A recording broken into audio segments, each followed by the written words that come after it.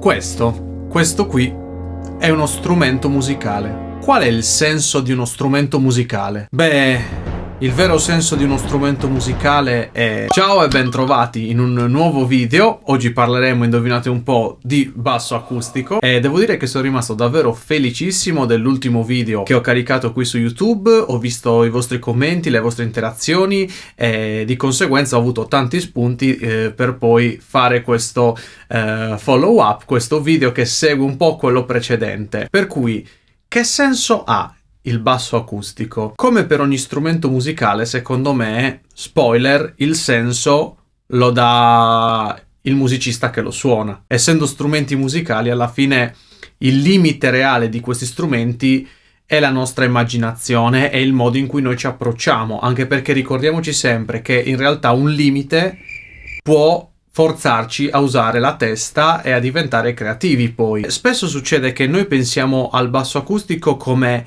un diretto erede del contrabbasso quasi, o comunque un sostituto del basso elettrico. E lo dicevo anche nello scorso video, proprio questo tipo di dilemma, no? Però se noi analizziamo un attimino la storia del basso acustico, capiamo che è un po' particolare, non è così scontata come pensiamo. Prima di tutto, il basso acustico è uno strumento davvero recente, perlomeno nella sua manifestazione più conosciuta, quella che tutti noi conosciamo, quella che io sto usando in questo momento. Quella che troviamo nei negozi, insomma. Pensate che addirittura nei primi decenni del Novecento, delle grosse aziende produttrici come la Gibson provarono a fare una sorta di basso acustico. Perché? Perché il contrabbasso chiaramente diventava uno strumento molto ingombrante, le orchestre e gli ensemble di piccole dimensioni venivano sempre più richiesti e quindi bisognava trovare magari una soluzione che fosse portatile, che fosse comoda per consentire il trasporto dello strumento per chi si occupava appunto principalmente della sezione ritmica, nello specifico del contrabbasso e poi successivamente del basso. Per cui ci furono dei tentativi come ad esempio il Gibson Mando Bass, che era una sorta di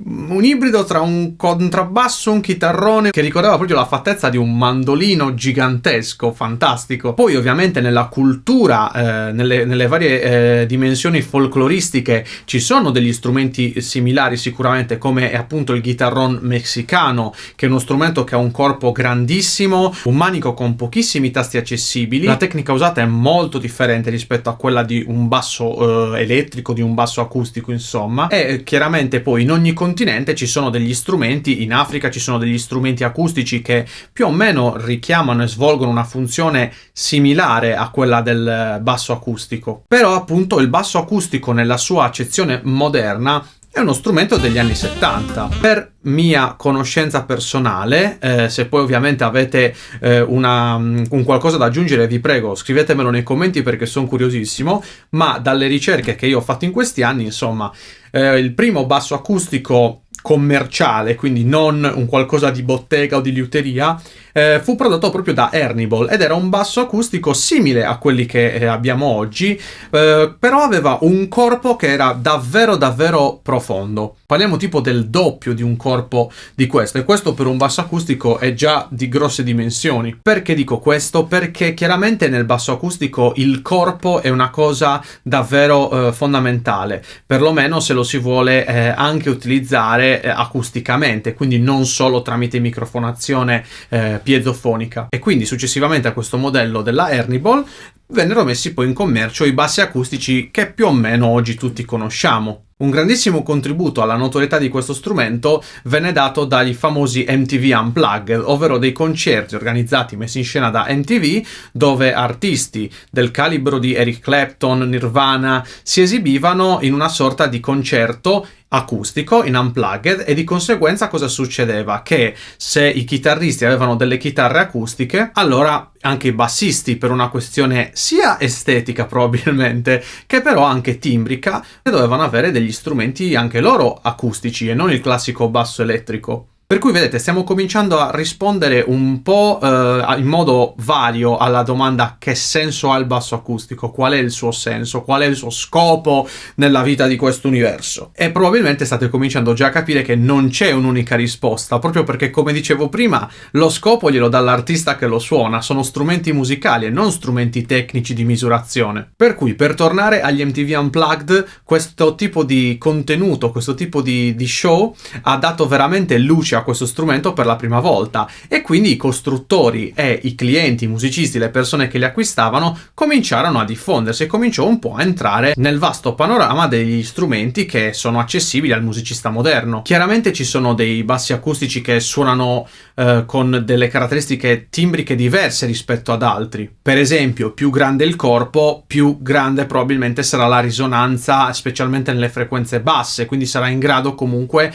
la cassa di risonanza naturale, che produce proprio il legno che fa parte del corpo, avrà un volume maggiore e quindi avremo una maggiore quantità di frequenze basse. Viceversa, uno strumento magari con una scala più corta o comunque con un corpo più sottile avrà degli altri vantaggi, come ad esempio magari la comodità, o magari potrà avere meno basse e quindi microfonato potrà rientrare con minor facilità in feedback, per esempio se vicini ad un amplificatore o a un grosso impianto. E poi, al di là delle caratteristiche fisiche, quindi vedete quanta differenza ci può davvero essere, la creatività ci consente comunque di sperimentare e di capire un po' come usarlo a nostro modo sto strumento. È chiaro che un basso acustico non avrà mai il volume, la presenza e le basse frequenze di un contrabbasso, specialmente di un 3/4 o di un 4/4. E come dicevamo nell'altro video, non avrà nemmeno né le caratteristiche timbriche né tantomeno di funzionamento di un basso elettrico. Però devo dire che questo strumento mi ha dato tantissime soddisfazioni, anche perché personalmente io adoro sperimentare con ogni strumento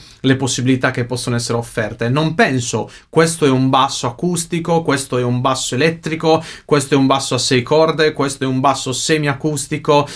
Diciamo che la creatività viene comunque prima di tutto, e la sperimentazione, il cercare di trovare comunque magari delle soluzioni anche che personalmente trovo interessanti, dovrebbe averla meglio. E quindi ritorniamo a bomba. Un esempio pratico è: qual è il senso del basso acustico? Vi faccio un esempio: un basso acustico può suonare appunto simile a un contrabbasso, chiaramente con l'aiuto dell'amplificazione in congiunzione con una microfonazione esterna, quindi combinare il piezo con un microfono esterno, come dico nel video precedente, e vi rimetto il link qui.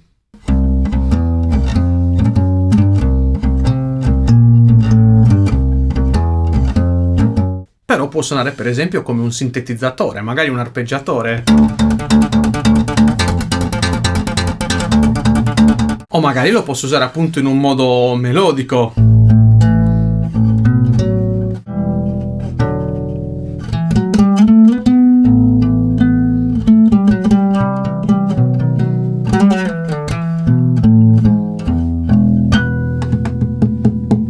Insomma, le possibilità sono davvero tantissime. Il limite siamo sul serio noi stessi con questo strumento e con tutti gli altri strumenti. Spesso si pensa appunto come mai, visto che c'era il contrabbasso, si è passati subito al basso elettrico. Evidentemente non funzionava il basso acustico come soluzione, quindi si è andati diretti per il basso elettrico. Però in realtà, quando si fanno questi ragionamenti, bisogna tener conto del contesto culturale quando è appunto avvenuta questa fase di transizione, che poi in realtà non è mai avvenuta, perché il contrabbasso è uno strumento bellissimo e non è che è sparito dalla faccia della terra, e non è stato nemmeno sostituito dal basso elettrico, sono proprio due strumenti differenti. E così è successo. Chiaramente in quei tempi si stava proprio, quando il contrabbasso aveva una necessità di essere ridotto nelle dimensioni, spesso per questioni di natura lavorativa e di logistica. E allora sostanzialmente non si è passati al basso acustico, perché effettivamente gli strumenti elettrici cominciavano a prendere piede.